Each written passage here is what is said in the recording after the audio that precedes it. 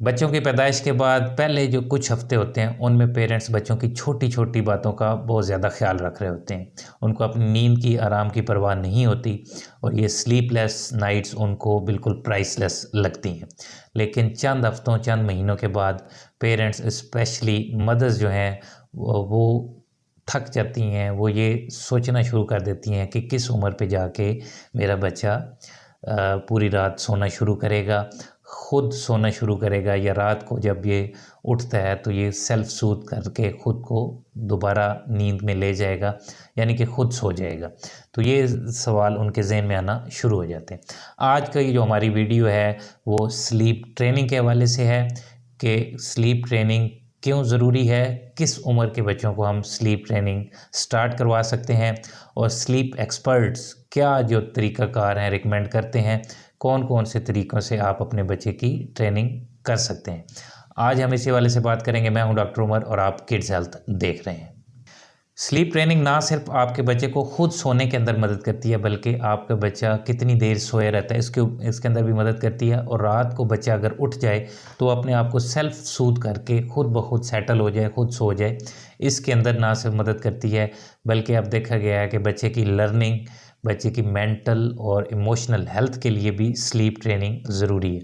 इसी तरह पेरेंट्स की और ओवरऑल फैमिली की मेंटल एंड फिज़िकल हेल्थ के लिए भी बच्चे की अच्छी नींद ज़रूरी है।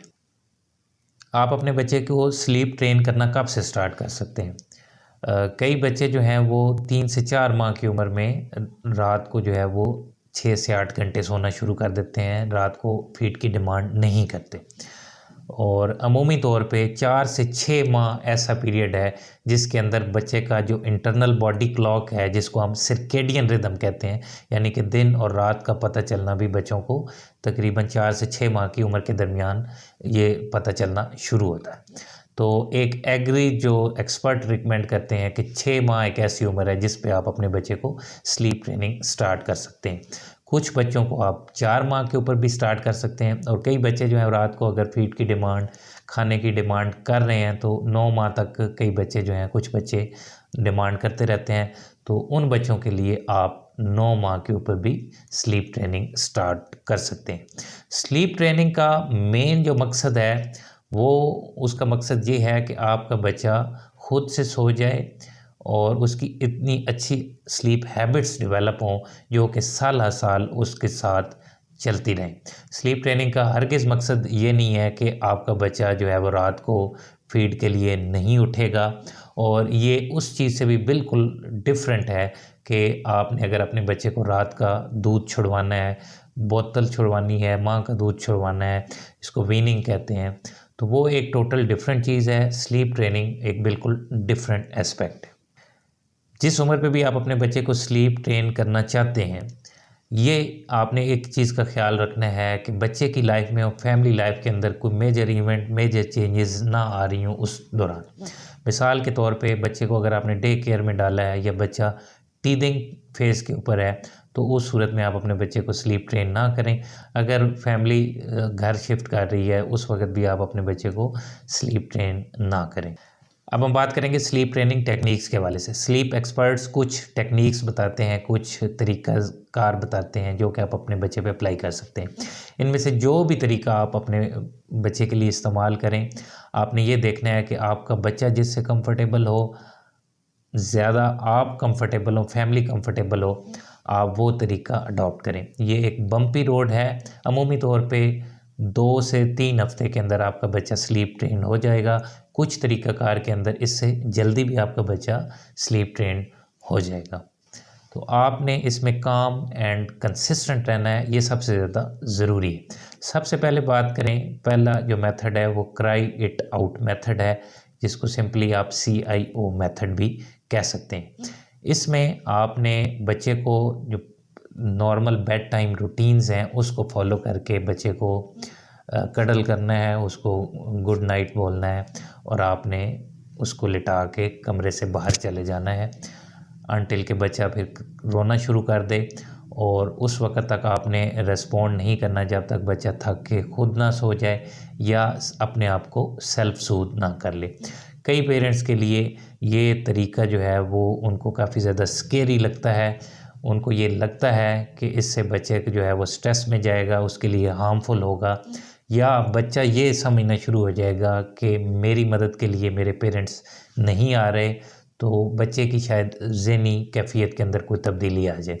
तो कई पेरेंट्स इसको जो है वो बेहतर नहीं समझते, लेकिन ये एक प्रूवन मेथड है स्लीप ट्रेनिंग का, और इसके रिज़ल्ट्स भी बड़े जल्दी मिलना शुरू हो जाते हैं। दूसरा तरीक़ाकार है फर्बर मेथड। इसके अंदर भी आपने बेड टाइम रूटीन्स को फॉलो करना है।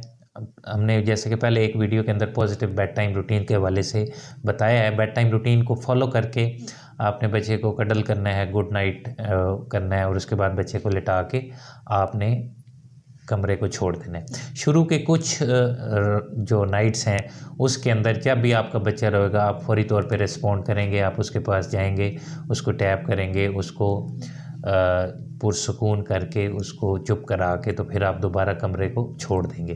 कुछ रातों के बाद आपने, जब बच्चा रोना शुरू हो जाए, तो आपने 2-3 मिनट वेट करना है। ग्रेजुअली आपने ये टाइम बढ़ाते जाना है। 2-3 मिनट तक आपने रिस्पॉन्स नहीं करना। अगर 2-3 मिनट तक बच्चा रोता रहता है, फिर आप उसके पास चले जाएं, उसको चुप कराएं, उसके बाद वापस आ जाएं। अगली नाइट आप ये इंटरवल, ये दौरानियाँ बढ़ा दें अनटिल कि आपका बच्चा सेल्फ सूद करके खुद ही सेटल हो जाए और सो जाए। Cry it out method, CIO method और फर्बर मेथड दोनों बहुत ज़्यादा इफ़ेक्टिव हैं, और स्टडीज़ ये शो करती हैं कि इनसे आपको बहुत ज़्यादा जल्दी बेहतर रिज़ल्ट्स मिलना शुरू हो जाते हैं। कई पेरेंट्स के लिए ये डिस्टर्बिंग भी हैं। कुछ पेरेंट्स ये समझते हैं कि बिल्कुल जो ब्लैक एंड वाइट जो है क्राई इट आउट मेथड है, जिसमें बच्चे को आपने बिल्कुल रोने के लिए छोड़ देना है कि वो खुद ही थक हार के सो जाए या खुद को सेल्फ सूद कर ले। कुछ पेरेंट्स इसको बेहतर समझते हैं फर्बर मेथड को। तो इसमें बच्चे को आप कुछ ना कुछ आप अटेंड कर रहे होते हैं, कुछ इंटरवल के बाद आप बच्चे को अटेंड कर रहे होते हैं। लेकिन दोनों तरीके इफ़ेक्टिव हैं, और लॉन्ग टर्म इन पे जो स्टडीज़ हुई हैं, जिन बच्चों को इन तरीक़ाकार से ट्रेन किया गया है, 5-6 साल तक उनको फॉलोअप पे रख के देखा गया है, तो कोई इसका बच्चे की इमोशनल हेल्थ के ऊपर, बिहेवियर के ऊपर, और इवन पेरेंट और चाइल्ड के रिलेशनशिप के ऊपर कोई बुरे असरात नहीं हैं। तीसरा जो मेथड है स्लीप ट्रेनिंग का, चेक एंड कंसोल मेथड उसको कहते हैं। इसमें आपने बच्चे को जब बेड टाइम रूटीन के बाद नींद के लिए लेटाना है, हग करना है, उसके बाद आपने कमरे को छोड़ देना है, और आपने हर मिसाल के तौर पे अगर आपने आज स्लीप ट्रेनिंग स्टार्ट की है इस मेथड से, तो आप बच्चे को जब दोबारा देखने आएंगे, हर 2 से 3 मिनट के बाद आप बच्चे को देखने आएँ, उनको ताकि ये एहसास हो कि आप उनसे प्यार करते हैं, उनको आप टैप करें। उसके बाद फिर आप कमरा छोड़ दें। उसके बाद अगली रात आप 3-4 मिनट का, यानी कि आप इंटरवल बढ़ा दें अनटिल कि आप 15 मिनट तक ले जाएं, या बच्चा आपका सेल्फ सूद हो के खुद ही सोना शुरू कर दे। चेक एंड कंसोल में आपने इस चीज़ को नोट करते रहना है कि जब आप बच्चे को चेक करने के लिए रूम में आ रहे हैं, तो क्या आपका बच्चा ओवर एक्साइटेड तो नहीं हो जाता, या आप जब बच्चे को चेक करके वापस जा रहे हैं तो क्या बच्चा ज़्यादा स्ट्रेसफुल तो नहीं हो जाता, डिस्ट्रेस में तो नहीं चला जाता। तो अगर आपका बच्चा इस तरह ओवर एक्साइट हो रहा है, या आपके जाने से वो बहुत ज़्यादा डिस्टर्ब हो रहा है, तो आप बेहतर है कि फिर इस तरीके की बजाय आप कोई अल्टरनेट मेथड जो है वो आप इस्तेमाल करें। चौथे नंबर पे हम बात करेंगे फेडिंग टेक्निक। इसको चेयर मेथड भी कहते हैं और कैंपिंग इन भी कहते हैं। इसमें आपने अपने बच्चे को बेड टाइम रूटीन्स फॉलो करवा के गुड नाइट किस, और बच्चे को जब लेटाना है तो आपने रूम को नहीं छोड़ना, आपने बच्चे के बेड के साथ आप खड़े हो सकते हैं।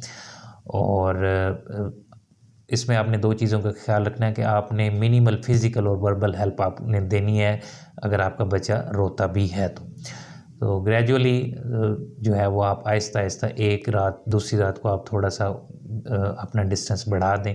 पहले आप बच्चे के बेड के पास थे, आप ड्रेसिंग के पास चले जाएं, इसी तरह ग्रेजुअली जो आप दरवाज़े के पास चले जाएं, और फिर जो है आप दरवाज़े से भी बाहर चले जाएं।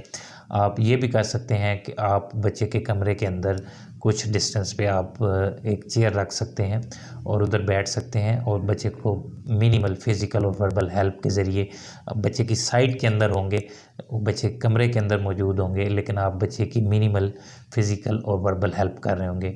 तो ये तरीक़ाकार भी काफ़ी ज़्यादा हेल्पफुल है। 5वीं और आखिरी जो टेक्निक हम आपको बताएंगे वो है नो टीयर मेथड। इसमें जो है बच्चे को आपने रोने नहीं देना। इसमें जो बेसिक कंसेप्ट है कि आपने एक कंसिस्टेंट बेड टाइम रूटीन को फॉलो करना है, यानी कि आपने डेली बेसिस पे रेगुलर बेड टाइम जो एक्टिविटीज़ हमने पहले डिस्कस की हैं एक वीडियो के अंदर, उनको एक ही टाइम पे और एक ही सीक्वेंस के अंदर आपने डेली बेसिस पे करना है। इसमें आपका बच्चा ये रिकग्नाइज कर लेगा, ये जब आप ये regular activities bed time activities एक कंसिस्टेंट तरीके से एक रेगुलर तरीके से करेंगे तो बच्चा रिकग्नाइज कर लेगा कि अब शिफ्ट हो रहा है डे टू नाइट और अब बच्चे का सोने का टाइम आ गया। इसमें आप जो हमने पहले टेक्निक्स डिस्कस की हैं उसके मॉडिफाइड फॉर्म्स आप इस्तेमाल कर सकते हैं, लेकिन मेन इसका जो थीम है इसमें आपने एक कंसिस्टेंट बेड टाइम रूटीन को फॉलो करना है। उम्मीद है आपको आज की ये वीडियो पसंद आई होगी। मज़ीद अगर आपका बच्चों की नींद के हवाले से कोई क्वेश्चन है जिस पे हम वीडियो बना सकते हैं, आप ज़रूर मुझे कमेंट्स में बताएं। हम कोशिश करेंगे कि उन टॉपिक्स को भी टच करें। अपना ख्याल रखें, बच्चों का ख्याल रखें। अल्लाह हाफ़िज़।